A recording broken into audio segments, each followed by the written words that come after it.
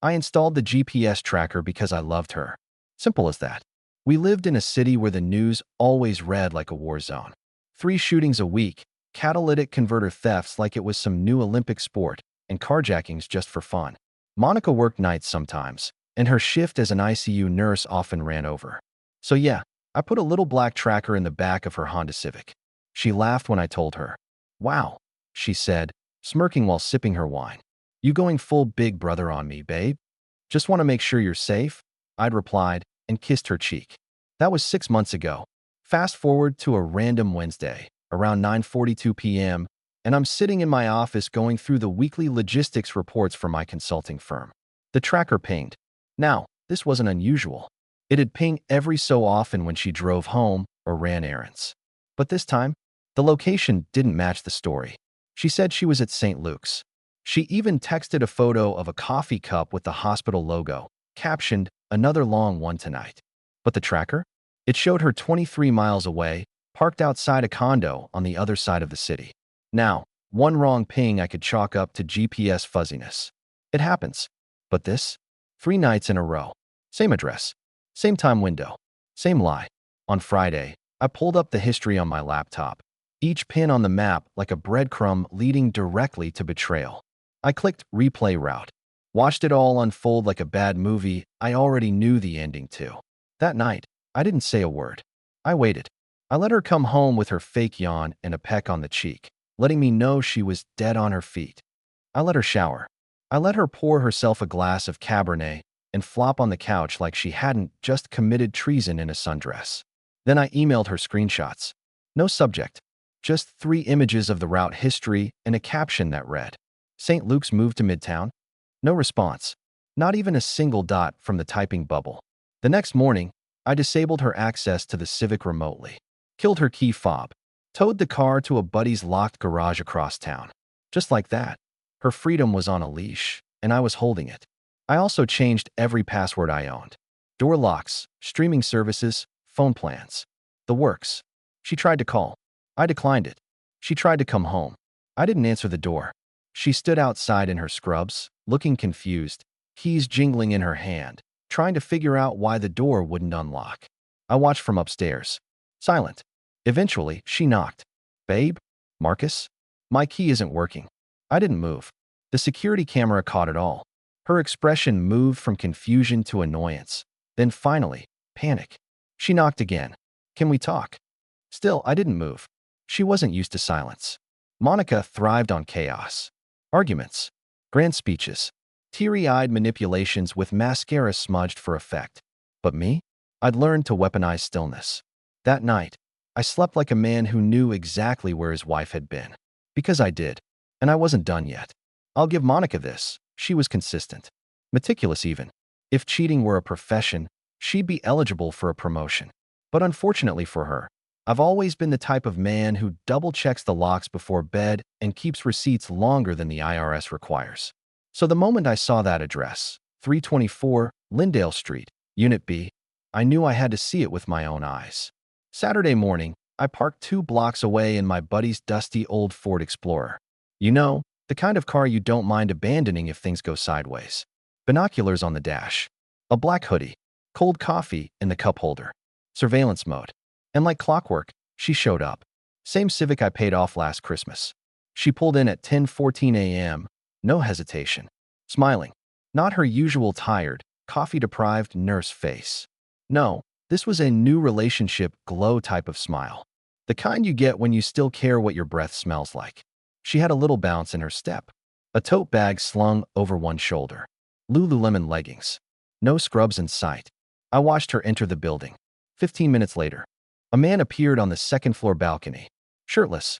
Well-built, but with that kind of gym body that says, "I peaked in high school and never stopped curling." He yawned, stretched, and then leaned down to kiss her through the sliding door. I don't know what I expected. Actually, scratch that, I do. I expected her to look guilty. Or sneaky. Maybe even conflicted. But she wasn't. She looked settled. Like I was the affair. And he was the husband. I took a photo. Then another. One of her hand on his chest. One of the welcome mat that read, "Let's stay in." Cute. Then I sent her one more message. Just one word. Smile. 5 minutes later, She left the condo in a panic. Phone to her ear. Calling me, probably. I powered mine off. She tried the house again that afternoon. Still locked. Still nothing. That night, I sat at the kitchen table, pulled out the small black notebook I kept for emergencies, made a list. Column A, things I gave her. Column B, things she used against me. It was longer than I expected, and then I started planning. Because up to that point, she thought this was the story of a dumb husband catching his wife. But what she didn't know, this wasn't my first betrayal rodeo, and I wasn't just going to survive it. I was going to win. There's a moment when you've been betrayed, where your soul briefly interviews your pride. Do we burn it all down, or just the part she touched? I chose the whole damn thing. Monica didn't know it, but she'd been living inside a fortress I designed. Not just the house or the marriage, but the whole infrastructure.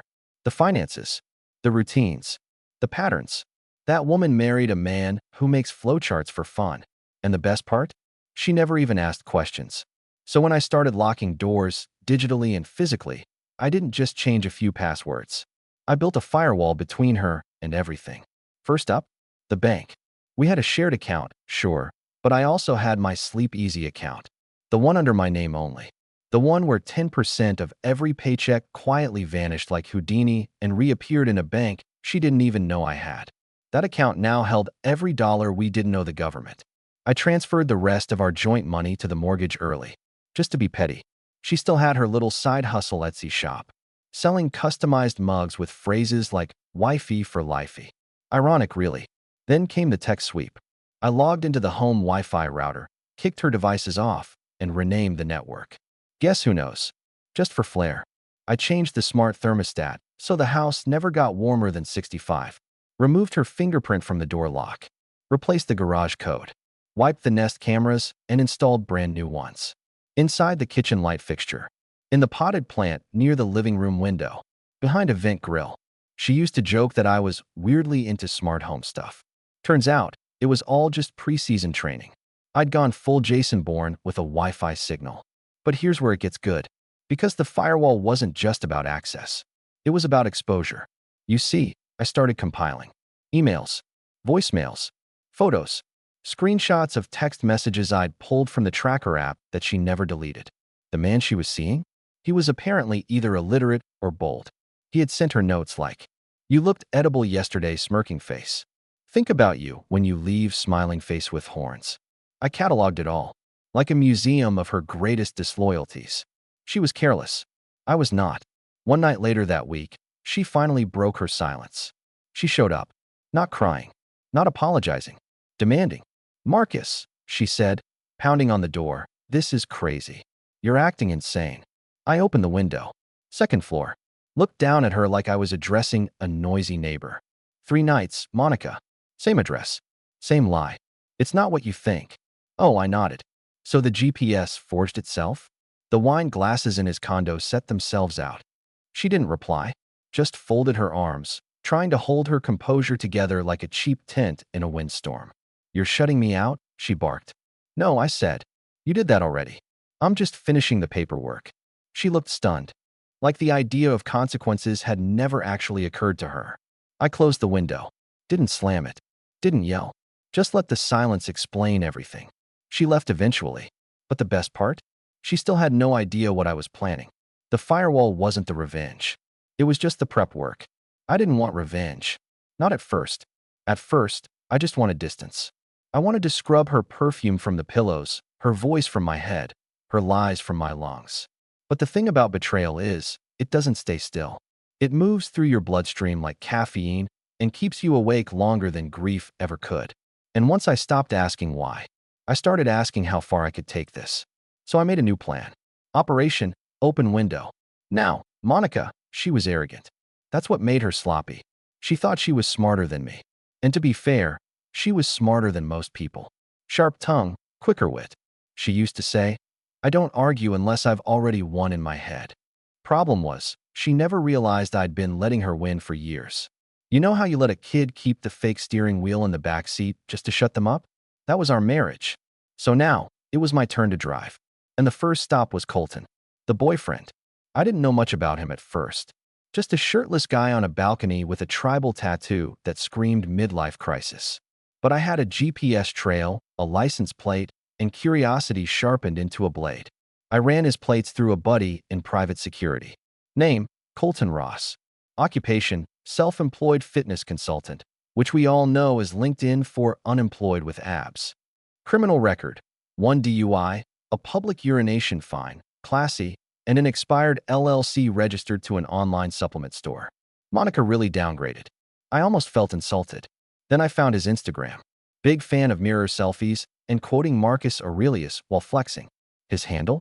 At Ross the Boss _real one. You cannot make this stuff up. But here's where it gets interesting. He had tagged Monica in several stories. Nothing public, just little flashes. Her hand on his chest, her laugh off camera, her voice calling him baby. You had to listen close. Most people wouldn't catch it. I caught everything. And so I made my move. The burner account I created was perfect. Name, Wellness Guru 88. Bio, networking with top-tier coaches and lifestyle brands. I followed Colton, liked his posts, slid into the DMs with a fake brand proposal. You've got the look, man. We're launching a new line of clean creatine and high-protein vegan snacks for influencers. We want you as a face. He took the bait within 3 minutes. We set up a fake Zoom meeting. I didn't even use deepfake software. Just wore a baseball cap, lit my face poorly, and used a voice modulator. He didn't care. He just wanted to hear the word brand ambassador. I told him we needed one thing first. A few clean lifestyle photos, behind-the-scenes stuff, maybe even something raw and romantic to humanize the campaign. He laughed, said, I got just the girl for that. Hook, line, protein powder. 2 days later, he sent me a folder of pictures. One of Monica, laying across his bed, in a shirt that clearly wasn't hers. One of the two of them in matching sweatpants, flipping off the camera with captions like F, your toxic X energy. They meant me. How cute. I saved every file, labeled it Exhibit A through G. Now came the twist. I scheduled a meeting with our financial advisor. Monica hadn't removed herself from our accounts yet. She thought she still had power. I invited her under the pretense of discussing a mutual separation plan. Said I wanted things to be civil. She showed up late. Lipstick perfect. Wearing that fake, I'm thriving smile. She sat across from me like we were equals. The advisor started with small talk. Monica leaned in. Marcus and I are just figuring out logistics. You know, new chapter vibes. I smiled. Actually, I said, sliding a file across the table, we're adjusting the prenup clauses. I found some new data. She opened the folder. First, a screenshot of her GPS tracker. Then, the photos Colton sent me. Then, a printed page from Colton's now-deleted Instagram story. Her voice, date-stamped, whispering, don't worry, he's clueless. She went pale. Where did you get? Oh, sweetheart, I said, leaning in. You left the window open. I just walked through it. The advisor cleared his throat, suddenly very interested in his pen. Monica stared at the photos, her jaw clenched, but eyes flickering like she couldn't decide whether to cry or attack. You were spying on me? She hissed. No, I said calmly. I was protecting my assets. She tried to flip the script. Gaslight me. You've been planning this. You're being cruel. I nodded. Correct. But you're still thinking this is about emotion. It's not. It's chess. And you brought a checkers board. Later that night, I got a message from Colton. Apparently, Monica had told him I hacked them and was threatening to ruin their lives. He wrote, Bro, we don't need to fight. You're obviously hurt. Just let her go, man. I replied with one line. Your supplements contain banned substances. Check page 3 of your LLC registration file. He blocked me. Coward. The next day, Monica showed up at the house. She cried this time. Real tears. Makeup running. She stood outside my locked front door, arms wrapped around herself like she was suddenly cold for the first time in years. I messed up, Marcus, she said. Please, can we talk? I opened the door just enough to hand her an envelope. Inside, the official notice that I'd filed for divorce. Filed under infidelity with supporting documentation. She read it on the steps. Didn't cry again. Just looked up at me and said, You were always so calm. It's scary. I was calm, I said. Now I'm focused. After the envelope hit her hands and I closed the door, Monica did what I expected. She disappeared for a few days. Probably licking her wounds. Probably convincing herself she could still win. That was her biggest weakness. She thought this was a competition between equals. She had no idea I was playing in God mode. The thing about betrayal is that it changes your moral alignment. Before, I used to be the kind of guy who believed in what's fair. After catching Monica's double life, I stopped chasing fairness and started chasing accuracy. And the truth was, I was still helping her. I was just done letting her benefit from it. So I activated phase 2. Step 1, the social shift. I never posted on social media. Not because I didn't know how, but because I understood restraint. Monica, on the other hand, curated her Instagram like it was a highlight reel of her moral superiority. She posted inspirational quotes, latte art, gym selfies with captions like "grind now, shine later," and hashtag nurse life snaps that made her look like Florence Nightingale with lip filler. I started slow. First, I changed my profile picture to something clean. Me, in my suit, tie loose, smile genuine. Subtle power. Then came the post. Sometimes what looks like a breakdown is actually a breakthrough. Round pushpin location tagged. Lyndale Street, East Side. No mention of her name. No accusations. Just suggestion. The comments rolled in. You okay, bro?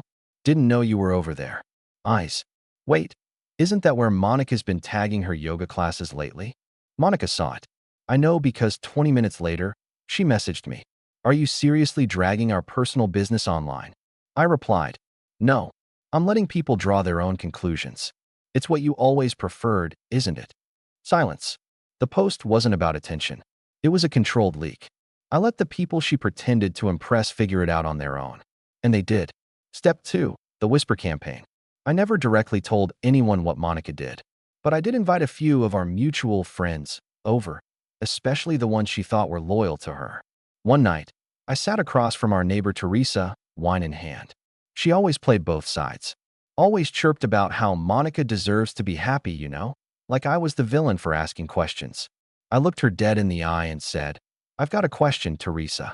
If someone sent you screenshots of their spouse's GPS trail, visiting a man 3 nights in a row while claiming they were working the night shift, what would you do? She blinked. Oh, she whispered. That's very specific.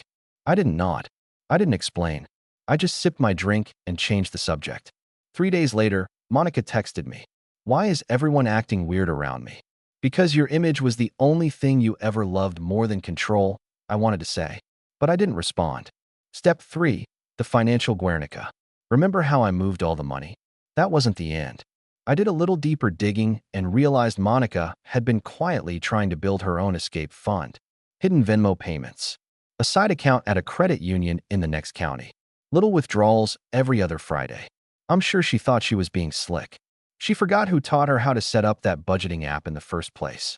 So I got creative. I sent an anonymous tip to her HR department about suspicious conduct and undisclosed outside business activity. Did I lie? No. Did I embellish? Absolutely not. Did I point them in the direction of truth and let the facts do the talking? Bingo. 2 weeks later, she was placed under an internal review. She called me in a panic. First time in weeks. She actually left a voicemail, her voice shaking, no longer smug. Marcus, please. I don't know what you're doing, but I'm begging you. This is my career. That was when I knew she was truly scared. Not sad. Not sorry. Scared. I played that voicemail once. Then I archived it. Didn't need to hear it again. Step 4, the final rope. The best part of revenge isn't the loud part. It's the quiet moment when the other person realizes you're not trying to hurt them anymore. Because you already did. One morning, Monica showed up at the house again. Not knocking this time. Just standing by the gate. She knew the cameras would pick her up. Hair tied back. No makeup. Just her. The real her. She looked smaller than I remembered. After a moment, she called out, Marcus, please, just talk to me. I opened the gate with the remote from my office upstairs. No words. Just a quiet click of the latch. She stepped in slowly, like I might bite. She stood in the kitchen where she once danced barefoot while pasta boiled. This time, she didn't even touch the counter. I made a mistake, she said. I stayed silent. I thought. I don't know what I thought. Still silent. Do you want me to beg? She asked. I finally looked at her. No, I said, voice steady. I want you to understand. Understand what? That you broke something, I said. And for once, you don't get to decide how the pieces fall. Her eyes welled up. She moved toward me. I stepped back. She froze. You don't love me anymore, she whispered. I nodded once. You're right. What she never saw coming was that the worst punishment wasn't fury. It was indifference. I didn't need to ruin her life. I just let her watch me rebuild mine. Without her in it. By now, Monica was beginning to understand something she'd never had to consider before. She no longer had access. To me. To the house. To control. To the version of herself she built through my stability. She hadn't just lost the marriage. She lost the mirror. That realization broke her in slow motion. But I wasn't finished. Because there was one final screw to twist, a quiet one. The kind of move that doesn't shout. It hums. See, the thing about Monica was, for all her recklessness, she left trails. Digital ones. And I collected everything. Messages, transfers, hotel stays, her own screenshots from her cloud backup she didn't realize I still had access to. Now, I wasn't going to use that for legal action. No, I had something better in mind. Closure my way. I called our old friend Julian, the lawyer who handled our prenup. Sharp guy, hated drama, loved documentation. Marcus, he said after I sent him the package. This is thorough. Just want to make sure I'm protected. You're not just protected, he said. You're bulletproof. See, the prenup had a fidelity clause. Basic stuff. Cheating nullifies her financial claim to shared assets. Gives me the house, the car, and the retirement accounts. The clause was Monica's idea, actually. Back then, she said, if either of us cheats, the other walks away clean. It's only fair. And oh, how I agreed. When Julian filed the divorce packet, it was clean, surgical. All the evidence attached like footnotes in a thesis. Monica's lawyer, I'm told, went pale reading it. She tried to reach out again, email this time. Long one. Pages of it. The kind of message you write when you realize the game is over and you're trying to roll back time with poetic regret. I miss the version of us that made each other laugh. I didn't think you'd ever shut the door on me completely. You were my peace, and I confused it for boredom. Ah, yes, that old excuse. I mistook consistency for complacency. It's in every therapist's blog and every friend's bad advice. But let me be clear. I wasn't boring. I was solid, reliable, present. But people like Monica mistake gravity for weight. They don't want grounded. They want glitter. Until they realize glitter doesn't hold a roof up when life gets ugly. Now for the final screw. You remember Colton, right? Abs, protein powder, low IQ, medium ego? Well, Colton had a secret. He had a real girlfriend. Her name was Kara. I found her on Facebook. Quiet girl. Marketing degree. Photos of her dog, her niece, her garden. And one tagged photo from a brunch 6 weeks ago, Colton in the background, holding Kara's hand, while Monica was parked in his driveway. I sent Kara a message. Nothing aggressive. Just a link. One of Monica's Instagram stories. The one where she giggled while filming Colton in bed, captioned Saturdays are for this guy. That was it. Didn't even include my name. The next day, Colton's social media accounts were gone. And so was Monica's last delusion. A week later, she showed up one last time. This time she didn't ring the bell. Just stood across the street in her car. Engine running. I watched from the window. She looked up. I looked back. And I did something I'd never done before. I smiled. Not to mock her. Not to gloat. But because I felt something I hadn't in a long time. Weightlessness. She stared at me like she wanted to memorize my face. Like she thought I might say something profound or pitying. But I didn't give her either. She wanted a reaction. I gave her peace. That, to Monica, was cruelty. She drove off. And this time, I didn't watch her go. Let's talk about revenge for a second. People think revenge is about punishment. It's not. Real revenge is relevance denial. It's about extracting yourself so cleanly from someone's life that they don't just lose you. They lose the version of themselves they only had access to through you. Monica's punishment wasn't my anger. It was my absence. I sold the house 6 months later. Didn't need the space anymore. Too many ghosts in the hallways. Used the money to buy a smaller place out west. Single story. Exposed beams. One dog. No drama. I kept a folder in the cloud. Labeled for closure. Never opened it again. Monica never remarried. Last I heard, she moved to Arizona. Tried starting a blog about healing from heartbreak. Cute. Colton rebranded himself as a mindset coach. Still wears hats indoors. Still thinks grindset is a real word. Me? I sleep well. Eat better. Smile more. And when people ask, What happened between you and Monica? I just say? She got lost. I stopped looking. It had been 8 months since Monica drove away and left nothing behind but echoes. Peace became my new routine. No drama. No tracking apps. No overthinking why someone's just 5 more minutes always meant 3 more hours. I worked. I cooked. I even planted a damn herb garden. Basil thrived. Go figure. Then one Saturday morning, there was a knock. 3 slow taps. No doorbell. Just enough weight to feel deliberate. I opened the door, and there she was. Not Monica. Her sister. Amanda. She looked different. Tired. Paler than I remembered. She held something in her hand. An envelope. Thick. Sealed. With my name written in Monica's handwriting. I didn't say a word. Just raised my eyebrows. She's gone, Amanda said, voice soft. Arizona didn't work out. She left this before she left. Left? I asked. Amanda nodded. Tears in her eyes. She checked into a clinic. Behavioral health. She spiraled. Badly. I didn't flinch. Didn't ask for details. She handed me the envelope. She said if anyone deserved to know the full truth, it was you. I thanked her. She left.